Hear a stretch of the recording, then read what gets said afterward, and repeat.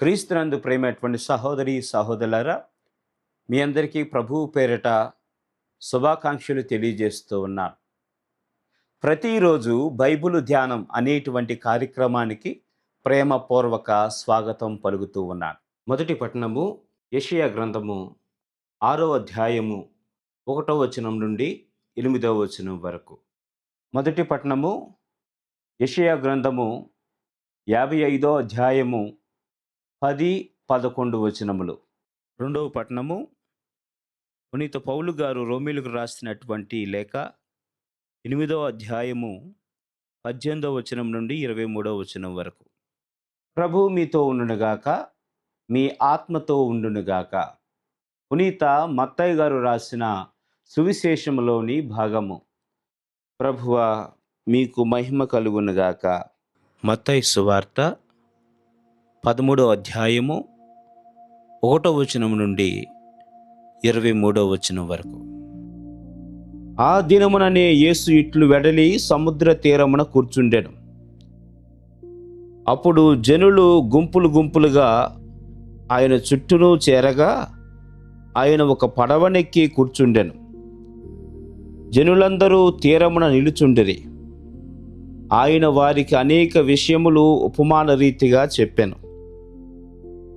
విత్తువాడొకడు విత్తనములు వెదజల్లుటకు బయలుదేరెను. అతడు వెదజల్లుచుండగా కొన్ని విత్తనములు త్రోవ ప్రక్కన పడెను. పక్షులు వచ్చి వారిని తినివేసెను. మరికొన్ని చాలినంత మన్ను లేని రాతి నేలపై పడెను. అవి వెంటనే మొలిచెను. కానీ సూర్యుని వేడిమికి మాడి వేరు లేనందున ఎండిపోయెను. మరికొన్ని ముండ్ల పొదలలో పడెను. ఆ ముండ్ల పొదలు ఎదిగి వానిని అణిచివేసెను. ఇంకనూ కొన్ని సారవంతమైన నేలపై పడెను. అవి పెరిగి ఫలింపగా 100 60 30 పంటనిచ్చెను. వినుటకు వీనులున్నవాడు వినుగాక అని యేసు పలికెను. అంతట శిష్యులు యేసు వద్దకు వచ్చి, మీరు ప్రజలతో ప్రసంగించినప్పుడు ఉపమానములను ఉపయోగించుచున్నారేలా అని ప్రశ్నించిరి. అందులకు ఆయన ప్రత్యుత్తరముగా, పరలోక రాజ్య పరమ రహస్యములను తెలుసుకొనుటకు అనుగ్రహింపబడినది మీకే కాని వారికి కాదు. ఏలైనా ఉన్నవానికే మరింత ఇవ్వబడును, వానికి సమృద్ధి కలుగును. లేని వాని నుండి వానికున్నదంతయు తీసివేయబడును. వారు చూసియు చూడరు, వినియు వినరు, గ్రహింపరు. కనుక నేను వారితో ఉపమాన రీతిగా మాట్లాడుచున్నాను అని చెప్పెను. వారిని గురించి యెషయా ప్రవచించినట్లు నెరవేరెను. అది ఏమనా, ఎంతగా విన్నను మీరు గ్రహింపరు, ఎంతగా చూచినను మీరు గమనింపరు. ఏలైనా కనులారా చూచి చెవులారా విని మనసుతో గ్రహించి హృదయ పరివర్తనము చెంది నా వలన స్వస్థత పొందకుండునట్లు వారి బుద్ధి మందగించినది, వారి చెవులు మొద్దుబారినవి, వారి కన్నులు పొరలు క్రమ్మినవి. మీరెంత ధన్యులు! మీ కన్నులు చూడగలుగుచున్నవి, మీ చెవులు వినగలుగుచున్నవి.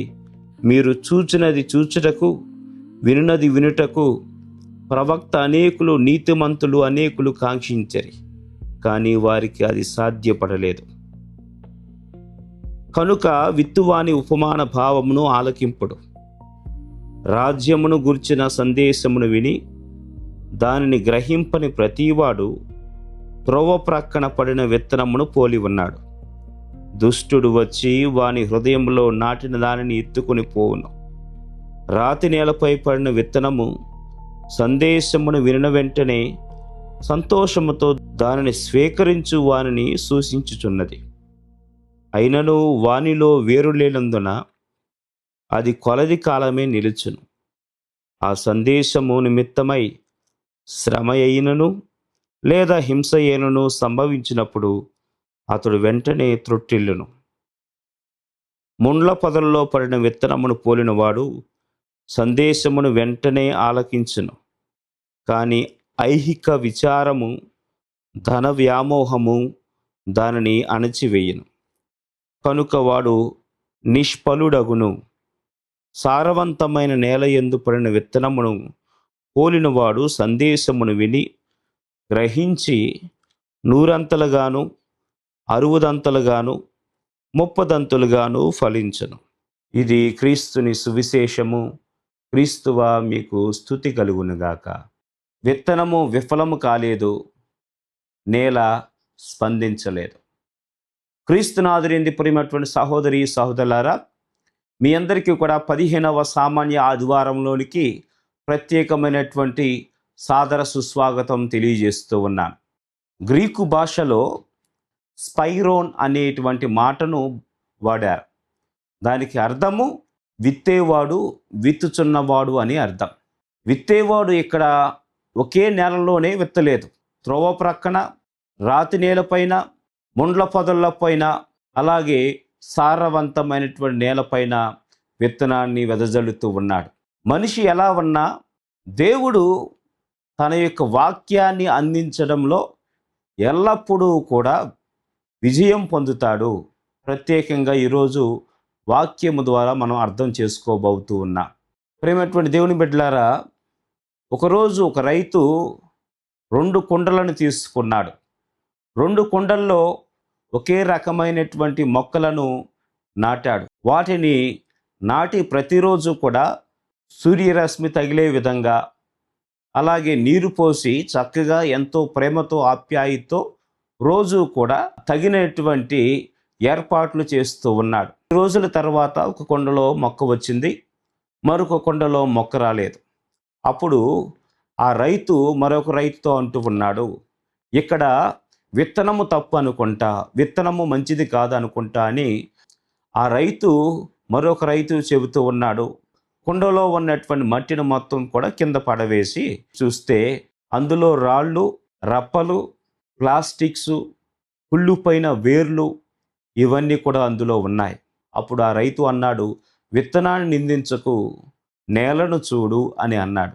ఫాదర్, నేను ప్రార్థన చేస్తూ ఉన్నాను, కానీ జవాబు దొరకడం లేదు. చదువుతూ ఉన్నాను, నాకు మంచి మార్కులు రావడం లేదు.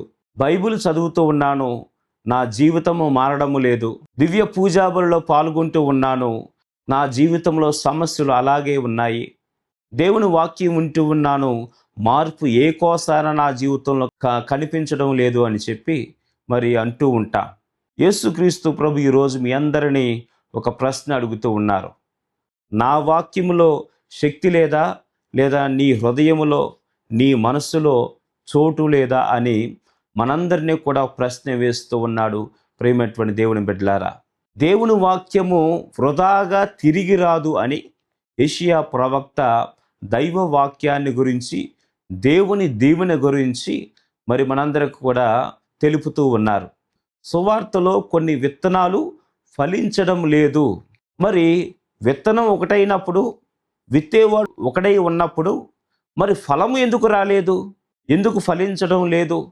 అర్థం చేసుకోవాల్సినటువంటి విషయం ఏమిటంటే, విత్తనము విఫలం కాలేదు, కానీ నేల స్పందించలేదు.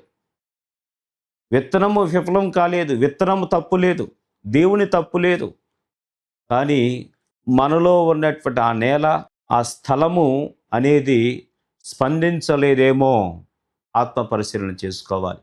ఈరోజు 3 ముఖ్యమైనటువంటి అంశాల మీద ధ్యానం చేద్దాం. మొదటిది, వాక్యము బలహీనపడలేదు, నేల గట్టిబడింది. రెండవది, కొన్ని నొప్పులు సమాధికి సంకేతం కాదు, ప్రసవానికి సంకేతం. మూడవది, దేవుడు విత్తనాన్ని మార్చడు, నేలను మార్చమంటాడు. మొట్టమొదటిగా, వాక్యము బలహీనపడలేదు, నేల గట్టిబడింది. యెషయా గ్రంథము 55వ అధ్యాయంలో దేవుడు మనకు చక్కగా ఒక అద్భుతమైనటువంటి పోలిక చూపిస్తూ ఉన్నాడు. వర్షము ఆకాశం నుండి పడుతూ ఉంది, మంచు భూమిని తడుపుతూ ఉంది. ఆ రెండూ కూడా నేలను తడిపి వృధాగా మరలా పైకి పోవు. అలాగే దేవుడు నోట నుంచి వచ్చేటువంటి వాక్యము వృధాగా మరలి తిరిగి వెళ్ళదు అని స్పష్టంగా ఈరోజు వాక్యం ద్వారా మనందరం కూడా వింటూ ఉన్నాం. దైవ వాక్యానికి, దేవుని వాక్యానికి ఎక్స్పైరీ డేట్ లేదు. 5 సంవత్సరాలు నువ్వు విన్నటువంటి వాక్యము ఇప్పుడు నీ జీవితంలో ఫలించవచ్చు. 5 సంవత్సరాల ముందు నీ తల్లి నేర్పినటువంటి పరలోక ప్రార్థన ఈ కష్ట సమయములో నీకు ఓదార్పును, దేవుని శక్తిని, దైవాశీర్వాదాన్ని నీకు పొందే విధంగా చేయగలదు. ఆ రోజు విన్నటువంటి వాక్యము ఇప్పుడు నీ చీకటి బతుకుల్లో వెలుగు నింపేటువంటి, దేదీప్యమానంగా వెలిగేటువంటి జ్యోతిలాగా పంచవచ్చు. ప్రేమటువంటి దేవుని బిడ్డలారా, దేవుని వాక్యము చనిపోదు. దారి ప్రక్కన పడినటువంటి విత్తనము ఫలించలేదు. బహుశా ఈ త్రోవ ప్రక్కన పడినటువంటి విత్తనము, ఆ వ్యక్తులు ఎలా ఉంటారు అంటే, ఈ సువార్త ఎన్నిసార్లు విన్నాను, ఈ వాక్యం ఎన్నిసార్లు చదివాను, ఫాదర్ గారు ఇదే చెబుతారు. ప్రార్థన వల్ల ఏమవుతుంది? ప్రేమటువంటి దేవుని బిడ్డలారా, వాక్యము వినకపోవడం అనేది ప్రమాదం. విన్న వాక్యాన్ని పాటించకపోవడం అనేది ఇంకా పెద్ద ప్రమాదం. ఎందుకంటే ఎక్కువగా నడిచినటువంటి దారి గట్టిపడుతూ ఉంది. బహుశా నీ హృదయాన్ని సారవంతమైనటువంటి నేలగా మార్చగలిగేటువంటి సమయం ఇప్పుడు నీకు జీవితంలో దేవుడిస్తూ ఉన్నాడు. ఈ ఆదివారం రోజున నిన్ను దైవ వాక్యము ఒక ప్రశ్న వేస్తూ ఉంది. నీ హృదయము రాతి హృదయమా, లేదా త్రోవ ప్రక్కన పడినటువంటి హృదయమా, ముండ్ల పదల్లో పడినటువంటి హృదయమా, లేదా సారవంతమైన హృదయమా? వాక్యాన్ని పదే పదే విని స్పందించలేని విధంగా ఉంటే నీ హృదయము గట్టిపడుతూ ఉంది. పునీత జాన్ క్రిసోస్టమ్ చెప్పినటువంటి మాట ఏమిటి అంటే, వాక్యము విత్తనము అంతా ఒకటే.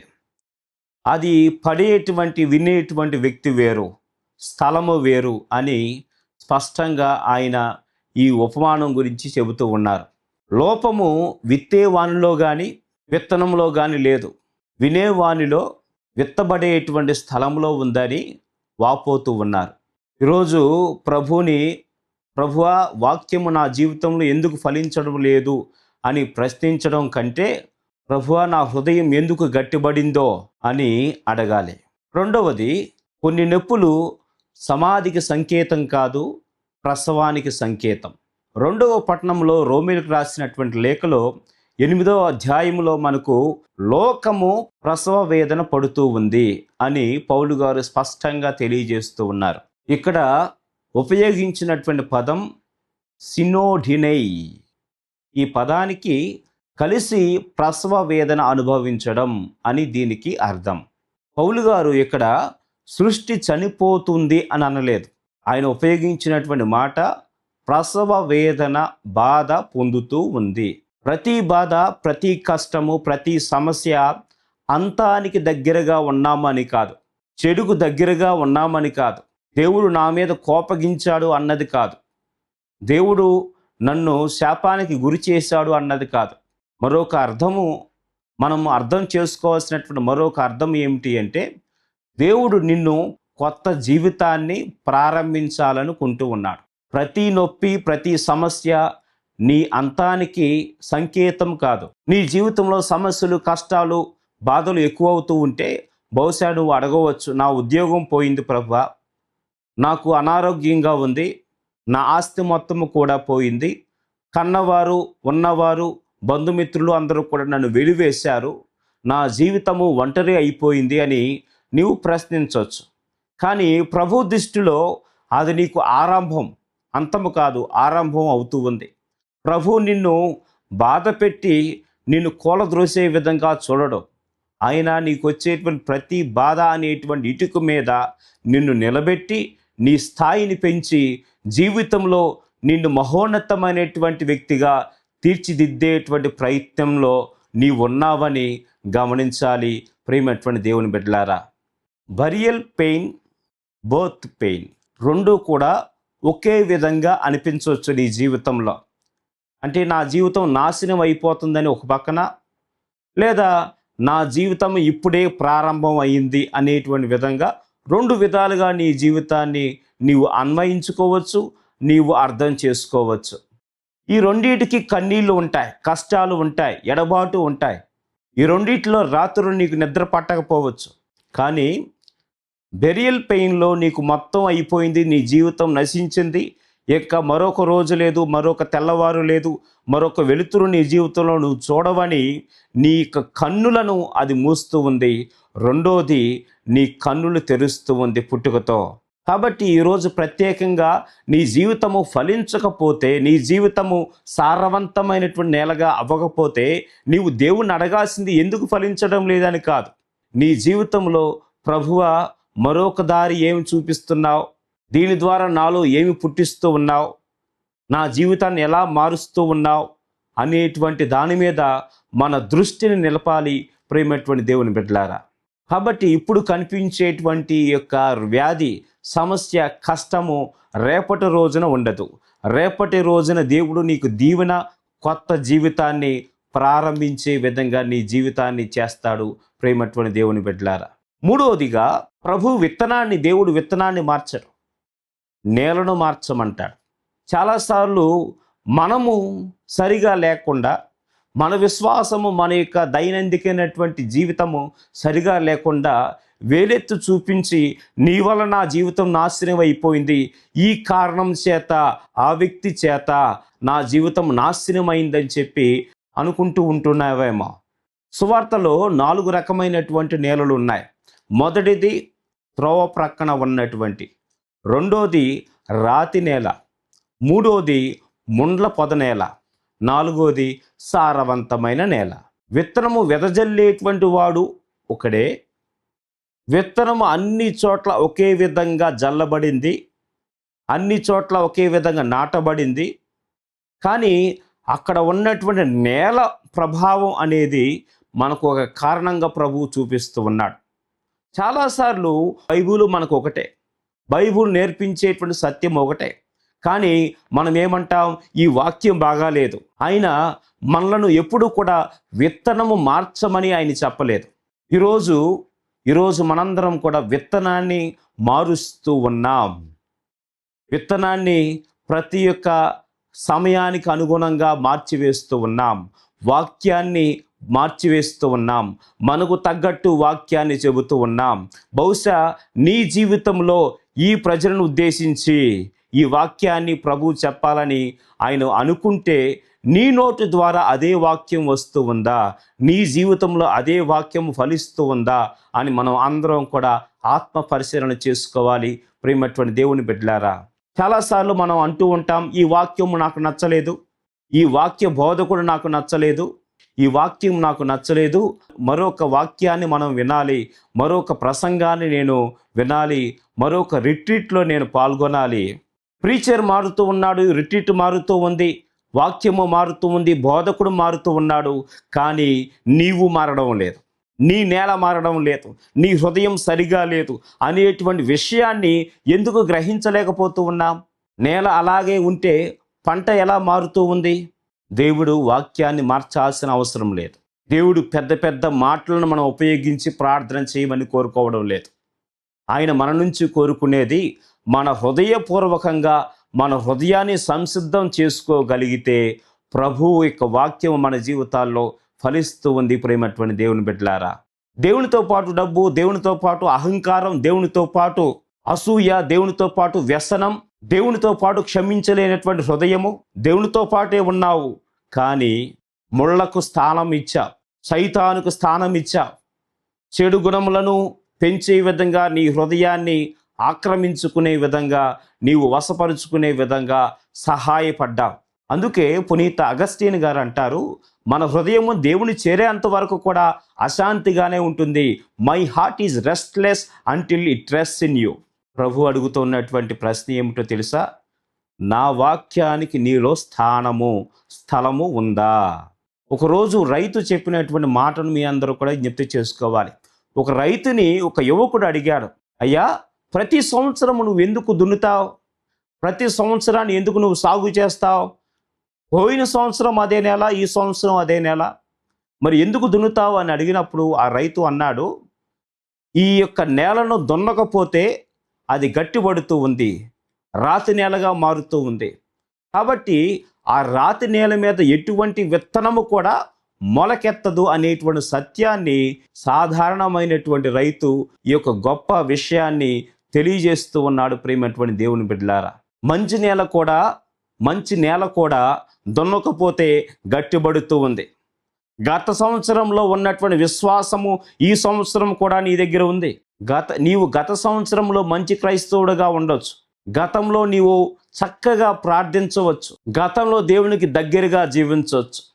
కానీ నిన్నటి మంచి నేల దున్నకపోతే ఈరోజు గట్టిబడుతూ ఉంది, దృఢంగా మారుతూ ఉంది, కఠినంగా మారుతూ ఉంది. అందుకే ప్రతిరోజు ప్రార్థన చేసుకోవాలి, ప్రతిరోజు దాన ధర్మాలు చేయాలి, ప్రతిరోజు కూడా దైవ వాక్యంతో పోషింపబడాలి, తరచుగా పాప సంకీర్తనలు చేయాలి, భక్తితో దివ్య సప్రసాదము స్వీకరించాలి.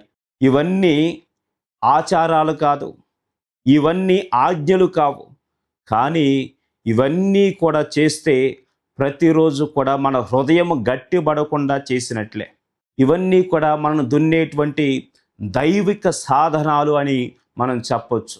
ఈరోజు మనందరం కూడా ఆత్మ పరిశీలన చేసుకోవాలి. ఈరోజు నీ హృదయము ఏ నేల మాదిరిగా ఉంది, ఏ స్థలములాగా ఉంది? దారి ప్రక్కన త్రోవ ప్రక్కన పడినటువంటి నేలగా ఉందా? వాక్యాన్ని వింటూ ఉన్నావు కానీ లోపలకు వెళ్ళడం లేదా? హృదయాన్ని తాకడం లేదా? రాతి నేలగా నీ హృదయం ఉందా? నీ జీవితంలో దైవ వాక్యము ఆశీర్వాదాలు మెండుగా వచ్చినా అవి ఫలించేటువంటి కాలానికి రావడం లేదా? లేదా ముండ్ల పొదల నేలలాగా ఉందా? లేదా మంచి నేలగా ఉన్నావా? దేవుని వాక్యంతో పోషింపబడి ప్రతిరోజు దివ్య పూజాబల్లో పాల్గొని పాప సంకీర్తనాలు చేస్తూ నీ హృదయాన్ని సారవంతమైనటువంటి నేలగా మార్చేటువంటి పుణ్యక్రియలు చేస్తూ ఉన్నావా? ఆత్మ పరిశీలన చేసుకుందా. ఈరోజు నీవు దేవుని వాక్యాన్ని నిందించకు, విత్తనము వెదజల్లేటువంటి గురువును బోధకుని నిందించకు. ఈరోజు నీ నేలను పరీక్షించుకో. నీ నేల ఏ రకమైనటువంటి నేలగా మారుతూ ఉంది? ఎటువంటి నేలగా, స్థలంగా నీ హృదయం ఉంది? ప్రార్థన చేసుకుందాం. అందరూ కూడా తలలు వంచి ఈ ప్రార్థనలో ఏకీభవించండి. ప్రేమగల తండ్రి, దయగల దేవ, సర్వోన్నతుడా, సర్వశక్తిమంతుడా, నీ వాక్యం వర్షంలా మంచులా నా జీవితంలోనికి వస్తున్నందుకు నీకు వందనాలయ్యా. కానీ ఎన్నోసార్లు నా హృదయాన్ని గట్టిపరుచుకోవని నీ వాక్యానికి స్పందించలేకపోయాను. నన్ను క్షమించండి ప్రభువా. నా హృదయంలో ఉన్న రాళ్ళను తొలగించండి. నా విశ్వాసాన్ని అణిచివేస్తున్న ముళ్ళను పెరికించండి.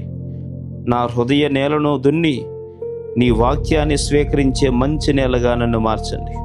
నా జీవితంలో బాధలు చూసి నిరాశపడకుండా అయ్యా, వాటి ద్వారా నీవు నాలో పుట్టిస్తున్నటువంటి కొత్త జీవితాన్ని విశ్వాసంలో ఎదురు చూసి కృపను ప్రసాదించండి ప్రభువా.